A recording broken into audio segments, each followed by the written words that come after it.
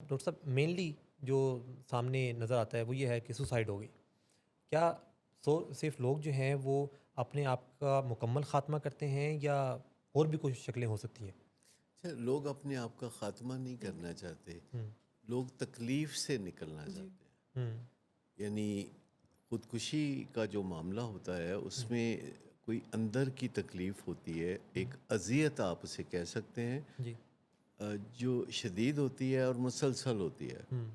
تو جب کوئی انسان اپنے اندر یہ سوچ رہا ہوتا ہے کہ وہ اگر زندگی کو ختم کر لے گا تو یہ تکلیف جو ہے اس سے جان چھوٹ جائے گی. ہوں. لیکن ایسے ہی موقع پر اس کے اندر سے ایک اور آواز آ رہی ہوتی ہے کہ تم ایسا نہ کرو ہوں. اور جینے کی کوئی راہ تلاش کرو. ہوں. اور یہ ایک کشمکش چل رہی ہوتی ہے، ایک ایمبیولنس ہوتی ہے جس میں اس کے دل میں خیال آتا ہے کہ میں اگر اپنے آپ کو ختم کر لوں تو اس تکلیف سے نجات ہو جائے گی، ہوں. اور پھر وہ سوچتا ہے کہ نہیں، زندگی بھی ایک چوائس ہے تو میں کیوں نہ زندہ رہوں ہوں. اور زندہ رہنے کا کوئی رستہ تلاش کروں. ہوں. ایسے میں جو اندر کی کشمکش ہوتی ہے ہوں. تو باہر سے کچھ تھوڑی سی سپورٹ ہوں. اندر کی اس آواز کو مل جائے ہوں. جو کہتی ہے کہ زندہ رہو، ہوں. زندہ رہنے کا کوئی چارہ کرو، اپنی تکلیف کو ختم کرنے کا کوئی راستہ تلاش کرو. ہوں. تو آج 21ویں صدی میں بہت ایسے آسان طریقے ہیں جس میں کاؤنسلنگ اور میڈیکیشن کی مدد سے لوگوں کو زندہ رہنے میں مدد دی جا سکتی ہے. ہوں. اور ویسے اگر آپ دیکھیں تو یہ معاملہ بہت گمبھیر ہے. جی. دنیا میں تقریباً 7,50,000 لوگ ہر سال یعنی خودکشی کرتے ہیں، اور اس سے 20 گنا اور لوگ ہیں جو اٹیمپٹ کرتے ہیں. ہوں. تو اس سے آپ اندازہ کریں کہ یہ معاملہ کتنا گمبھیر ہے. اور اگر آپ اس کا مقابلہ اس بات سے کریں کہ دنیا میں جو لوگ دوسروں کے ہاتھوں زندگی کھوتے ہیں جی. ان کی تعداد اس سے آدھی ہے بنسبت ان کے کہ جو اپنے ہاتھوں اپنی جان کھوتے ہیں. جی. جی. تو دوسروں کے ہاتھوں جان کھونے کے واقعات تو ہم دیکھتے ہیں، جی. مرڈرز ہوتے ہیں، جنگیں ہوتی ہیں، کسی نہ کسی طریقے سے گروہ آپس میں لڑتے بھرتے ہیں تو وہ ایک دوسرے کو مارتے ہیں، قتل جی. کرتے ہیں. اور سب سے زیادہ خطرہ انسان کو جو اپنے آپ سے ہے، اس کی آگاہی پھیلانے کی ضرورت ہے. ہوں. اور اپنے آپ سے خطرہ جو ہے وہ دوسروں سے خطرے سے زیادہ ہے. ایک اور بات بھی ہے کہ دوسروں سے جو ہماری زندگی کو خطرہ ہوتا ہے جی. وہ اجنبیوں سے اتنا نہیں ہوتا. ہوں. ہمارا پرسیپشن یہ ہے کہ کوئی اجنبی آئے گا جی. اور وہ ہماری زندگی کو نقصان پہنچا سکتا ہے، اس لیے جب بھی ہم کسی اجنبی سے ملتے ہیں تو ہم اس سے پہلے تھوڑا سا بڑے چوکس ہو کے رہتے ہیں. لیکن ان فیکٹ جو لوگ ہمارے جانے پہچانے لوگ ہوتے ہیں ان سے ہماری زندگی کو خطرہ نسبتاً زیادہ ہوتا ہے، کیونکہ انہی سے ہمارے کانفلکٹس ہوتے ہیں اور ان میں فیملی ممبرز بھی شامل ہیں. ہوں. دنیا میں سب سے زیادہ مرڈرز جو ہوتے ہیں وہ میاں کے ہاتھوں بیوی اور بیوی کے ہاتھوں میاں کا ہوتا ہے. جی. اور یہ سیکنڈ ہے صرف اس سے کہ جو لوگ اپنے آپ کو ختم کرتے ہیں. اور ایک بنیادی بات میں یہ کہنا چاہوں گا کہ اس کا تعلق بیرونی حالات سے اتنا زیادہ نہیں ہے. مثال کے طور پر اگر آپ دیکھیں تو افریقہ کے ممالک میں بہت قسم و پرسی کا عالم ہے اور لوگوں کو ہر قسم کی مشکلات میں سے گزرنا پڑتا ہے، بڑی پسماندگی اور غربت ہے، اور وہاں خودکشی نہ ہونے کے برابر ہے. دوسری طرف آپ جاپان کو یا ڈنمارک کو دیکھیں جو کہ on top of the list ہیں، جہاں لوگوں کو بہت سپورٹ حاصل ہے جی. اور ان کا معاشرہ ایسا ہے، ریاست ایسی ہے جیسے کہا جاتا ہے کہ ماں کے جیسی. جی. لیکن ان ممالک میں موسمی اثرات کی وجہ سے اور دیگر بہت سارے عوامل کی وجہ سے ہوں. خودکشی بہت عام ہے. اور یہ جو خودکشی کا معاملہ ہے اس کو اب بہت اچھی طرح اسٹڈی کر لیا گیا ہے. یہ ایک بیماری ہے جس کے نتیجے میں ذہن میں یہ خیال پیدا ہوتا ہے کہ اذیت سے نکلنے کا یہ ایک رستہ ہے کہ میں خودکشی کر لوں. ہوں.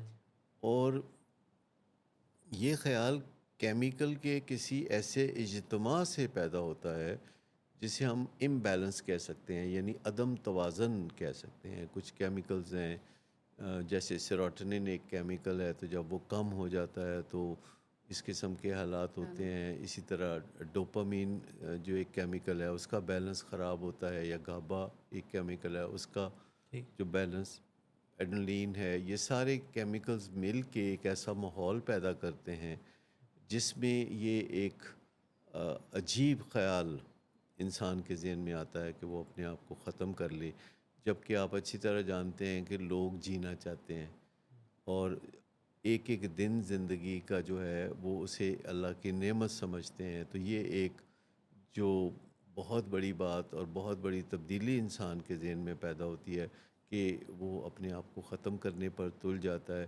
تو عموماً جب کوئی ایسا واقعہ ہوتا ہے تو لوگ اس کی وجہ اس کے ارد گرد کے حالات میں تلاش کرنے کی کوشش کرتے ہیں, اور بعض اوقات ارد گرد کے حالات میں کوئی وجہ ہی نہیں ملتی. ہمیشہ آپ غور کریں کہ اچانک پتہ چلتا ہے کہ ایک بہت بڑا افسر یا بڑا کارآمد شخص یا کوئی وزیر اگر خودکشی کرتا ہے اور اس سے ایک دن پہلے وہ اپنی زندگی کے فرائض بظاہر نارمل طریقے سے انجام دے رہا تھا, تو لوگوں کو بڑا اچنبھا ہوتا ہے. لوگ سمجھتے ہیں کہ کہیں یہ مرڈر تو نہیں, لیکن کوئی سوئسیڈل نوٹ ہوتا ہے جو کنفرم کرتا ہے, حالات ہوتے ہیں جو کنفرم کرتے ہیں کہ یہ ایک سوسائڈ تھی.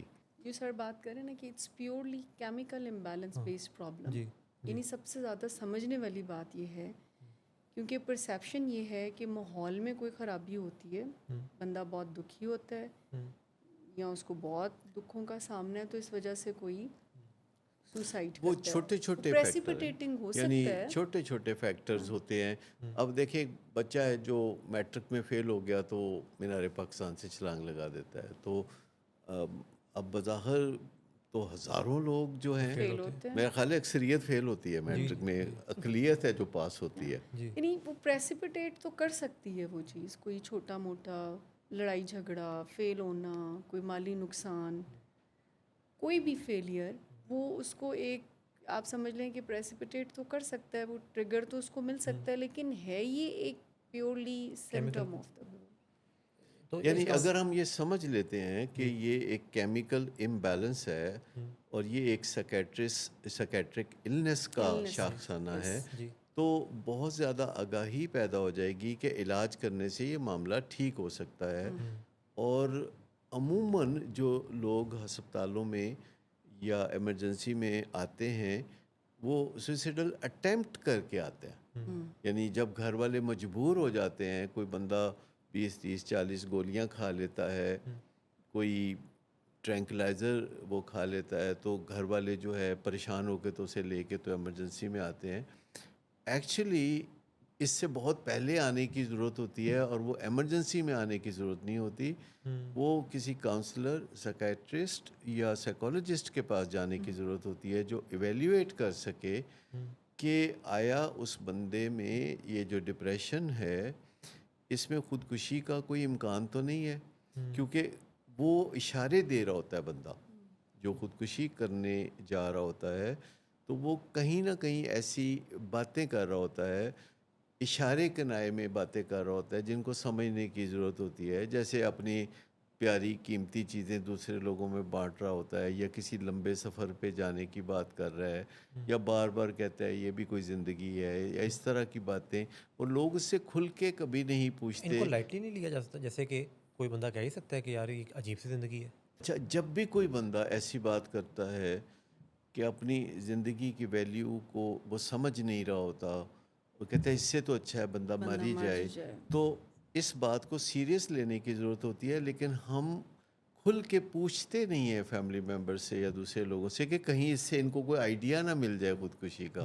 حالانکہ جس کے ذہن میں آئیڈیا نہیں ہوتا خودکشی کا, اور آپ اس سے یہ سوال کرتے ہیں کہ آپ کے دماغ میں کبھی خودکشی کا خیال تو نہیں آتا یا اپنے آپ کو ہارم کرنے کا خیال تو نہیں آتا, اور اگر اس کے ذہن میں یہ خیال نہیں آتا تو وہ کہے گا پاگل ہو گئے کہ میں ایسی بات کیوں کروں گا. لیکن اگر اس کے دل میں خیال آتا ہوگا تو وہ آپ کو یا کاؤنسلر کو یا سائیکالوجسٹ کو بتائے گا کہ ہاں میرے دل میں یہ خیال آتا ہے اور میں اس سے گھبرا جاتا ہوں. کیونکہ یہ خیال میری مرضی سے نہیں آتا. جیسے او سی ڈی ہوتی ہے جس میں آپ جو کچھ بھی سوچ رہے ہوتے ہیں تو اس میں آپ کے ماسٹر مائنڈ کا کوئی کردار نہیں ہوتا.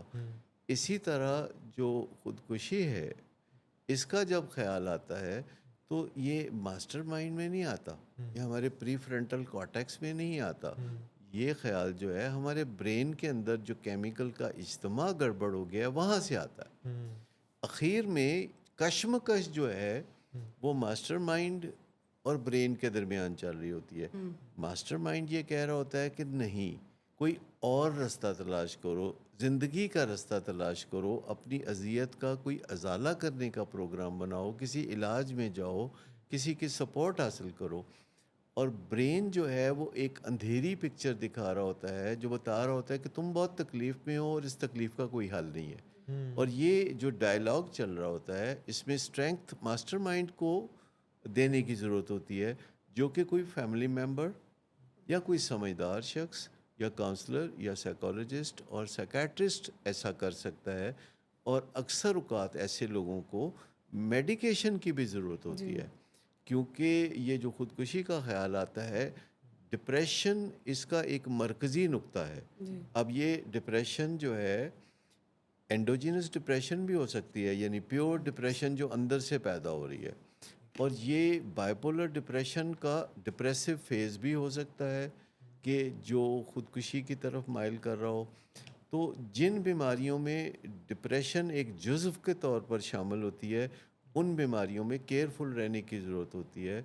اور کوئی بھی ایسا بندہ جو خودکشی کی بات کرتا ہے, زندگی کی ویلیو کو کم کر کے بتاتا ہے, تو اس کو صلاح مشورے کی ضرورت ہے, اس کو کاؤنسلنگ کی ضرورت ہے. اور فیملی ممبرز کو اور دوست احباب کو اس سے سوال کرنے چاہیے, جیسے کیا, کیوں, کب, کہاں, کیسے, تمہیں کیا خیال آتا ہے. اور اس کے ساتھ ہی ایک خیال اور بھی جو ہمیں پوچھنا چاہیے فیملی ممبر سے جی کہ کیا انہیں اپنے آپ کو کوئی نقصان پہنچانے کا خیال تو نہیں آتا, یا وہ کبھی اپنے آپ کو نقصان پہنچاتے تو نہیں ہیں. جیسے کہ آپ نے دیکھا ہوگا کافی کامن چیز ہے کہ لوگ اپنے آپ کو جسمانی طور پر نقصان پہنچاتے ہیں, جیسے اپنی کلائیوں کو کاٹنا جس میں بلیڈنگ ہوتی ہے, اور ان کو اس بلیڈنگ کو دیکھ کے کوئی خوف محسوس نہیں ہوتا, بلکہ وہ جس اذیت میں تھے جب وہ اپنی کلائیوں کو کاٹتے ہیں تو جسم میں ایک کیمیکل فلو کرتا ہے جس کو اینڈورفنس کہتے ہیں, اس سے ان کو اچھا افاقہ سا محسوس ہوتا ہے, کمفرٹ محسوس ہوتا ہے, اور وہ انجانے میں یہ طریقہ سیکھ لیتے ہیں کہ جب بھی ان کی اذیت بڑھتی ہے تو وہ اپنے جسم کو اس طرح زخمی کر کے یا خون بہا کے یا کچھ ایسا کام کر کے جس کی وجہ سے ان کے جسم میں آٹومیٹیکلی اینڈورفنس, جو کہ ایک طرح کے نارکوٹکس ہوتے ہیں, یعنی قدرتی نارکوٹکس جو ہمارے اندر پیدا ہوتے ہیں, ان کی فلو بڑھ جاتی ہے اور ان کو کمفرٹ فیل ہوتا ہے. ریلیف ملتا ہے.